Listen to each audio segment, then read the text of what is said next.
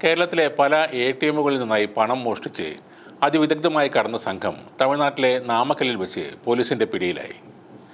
Road അപകടവുമായി ബന്ധപ്പെട്ട് ഭീകരാന്തരീക്ഷം സൃഷ്ടിച്ച സംഘത്തെ അതിസാഹസികമായി പോലീസ് പിടികൂടുകയായിരുന്നു. ഏറ്റുമുട്ടലിനൊടുവിലാണ് പ്രതികളെ പോലീസ് പിടികൂടിയത്. ഇതിനിടെ വെടിയേറ്റ പ്രതികളിൽ ഒരാൾ മരിക്കുകയും പോലീസുകാർക്ക് പരിക്കേൽക്കുകയും ചെയ്തിട്ടുണ്ട്. വളരെ കൃത്യമായ പ്ലാനിങ്ങോടെയായിരുന്നു പ്രതികളുടെ കവർച്ച ശ്രമം. കവർച്ചയ്ക്ക് ശേഷം രക്ഷപ്പെട്ട പ്രതികൾ ഷൊർണൂർ ഒറ്റപ്പാലം വഴി പാലക്കാടേക്കും അവിടെ നിന്നും അതിർത്തി കടന്ന് തമിഴ്നാട്ടിലേക്കും സഞ്ചരിച്ചു. ഇതിനിടെ കൃത്യം ചെയ്യാൻ തങ്ങൾ ഉപയോഗിച്ച വാഹനം ഒരു കണ്ടെയ്നറിലേക്ക് ഇവർ മാറ്റുകയും ചെയ്തിരുന്നു. നാമക്കൽ ഭാഗത്ത് വെച്ചാണ് ലോറി മറ്റു വാഹനങ്ങളിൽ ഇടിച്ച് അപകടമുണ്ടാകുന്നത്. അതിവേഗത്തിൽ സഞ്ചരിച്ച കണ്ടെയ്നർ ലോറി അപകടമുണ്ടാക്കുകയായിരുന്നു. അതിനെ തുടർന്ന് നിർത്താതെ പോയ ലോറി വീണ്ടും ചില വാഹനങ്ങൾ ഇടിച്ചു.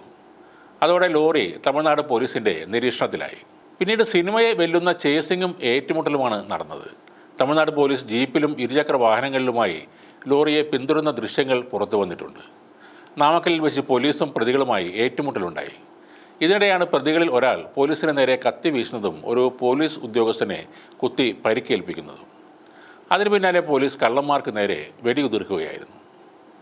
പ്രതികളെ പിടികൂടി ചോദ്യം ചെയ്തതിലൂടെയാണ് തൃശ്ശൂരിലെ എ.ടി.എം കവർച്ച നടത്തിയ സംഘമാണ് ഇതെന്ന് വ്യക്തമായത്. ലോറി പരിശോധിച്ചപ്പോൾ കവർച്ചയ്ക്ക് ഉപയോഗിച്ച കാറും ഉള്ളിൽ നിന്ന് കണ്ടെത്തി. കണ്ടെയ്നറിൽ കെട്ടുകെട്ടുകളായിട്ടാണ് ഇവർ ഈ പണം സൂക്ഷിച്ചിരുന്നത്. സംഘത്തിൻ്റെ കയ്യിൽ തോക്കുകൾ ഉൾപ്പെടെയുള്ള ആയുധങ്ങളും ഉണ്ടായിരുന്നു.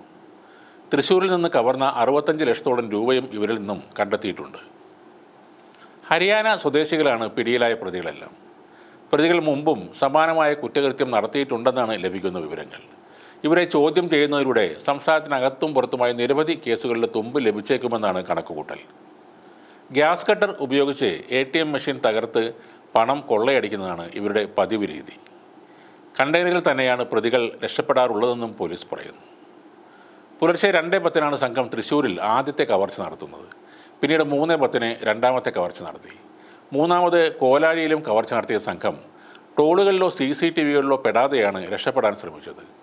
കോലാഴിയിൽ എ.ടി.എം കൗണ്ടറിൽ കവർച്ച നടത്തിയ പ്രതികൾ തിരിച്ച് 3 കിലോമീറ്ററോളം യാത്ര ചെയ്ത് പോലീസ് അക്കാദമിക്ക് മുന്നിലൂടെയാണ് രക്ഷപ്പെടാൻ ശ്രമിച്ചത്. മണ്ണുത്തി ഹൈവേയിലേക്ക് കടന്ന ശേഷം കാർ കണ്ടെയ്നർ ലോറിയിലേക്ക് ഓടിച്ചു കയറ്റുകയായിരുന്നു. മാപ്രാണം, കോലടി, ഷൊർണൂർ റോഡ് എന്നിവിടങ്ങളിലെ എ.ടി.എമ്മുകളാണ് ഇവർ കൊള്ളയടിച്ചത്. ഗ്യാസ് കട്ടർ ഉപയോഗിച്ചാണ് എല്ലാ എ.ടി.എമ്മുകളും ഇവർ തകർത്തത്. 65 ലക്ഷം രൂപയോളമാണ് 3 എ.ടി.എമ്മുകളിൽ നിന്നായി നഷ്ടപ്പെട്ടത്. 20 കിലോമീറ്ററിനുള്ളിലുള്ള 3 SBI എ.ടി.എമ്മുകളിലാണ് ഈ കവർച്ച നടന്നത്. മാപ്രാണത്ത് നിന്ന് 30 ലക്ഷം, ഷൊർണൂർ റോഡിലെ എ.ടി.എമ്മിൽ നിന്ന് 9.5 ലക്ഷം, കോലാഴി എ.ടി.എമ്മിൽ നിന്ന് 25 ലക്ഷം എന്നിങ്ങനെയാണ് നഷ്ടപ്പെട്ടത്.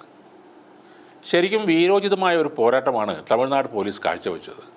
മോട്ടോർ ബൈക്കിലും ജീപ്പിലുമായി ഈ സംഘത്തെ പിന്തുടരുകയും തങ്ങളിൽ ഒരാളെ അവർ പരിക്കേൽപ്പിച്ചതോടെ ജീവൻ അപകടപ്പെടുത്തിയും ഈ കൊടും ക്രിമിനലുകളെ കീഴ്പ്പെടുത്താൻ അവർ തയ്യാറാവുകയും ചെയ്തു.